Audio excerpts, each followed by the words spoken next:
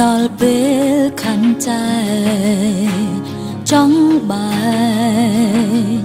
បងចង់ដើរផ្លូវផ្សេងផ្លូវត្រង់ត្រូវបងដងវែងវងវែ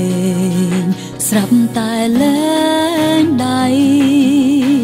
ខំស្រឡាញ់ដោយស្មោះគេបោះបង់ចោលទុំខ្ញុំនៅតែតោលឲ្យរងរីងរៃបងមកលាអូនមួយម៉ាត់បងសៀមស្ងាត់តែគ្មានអាឡ័យហេតុអ្វីត្រូវបែកគ្នាឆ្លើយសំណួរអូនសិនមុននឹងបងចាក់ចេញទៅ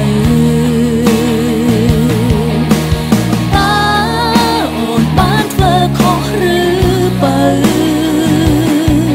ទើបត្រូវសម្រេចចិត្តបែបนั้นឆ្លើយសំណួរអូនសិនអូនចង់ដឹងព្រោះរឿងអ្វីឬបងគ្រាន់តែចង់មានថ្មីទើបថ្លៃមិននិយាយហេតុផល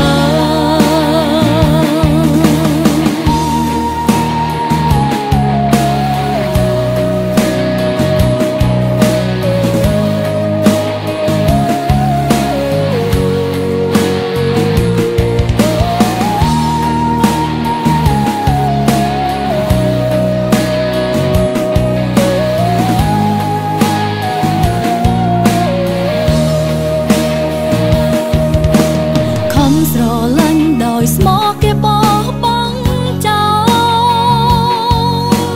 ទុំខ្ញុំនៅតែតោលឲ្យរងរីងរៃបងមកលាអូនមួយម៉ាត់បងសៀម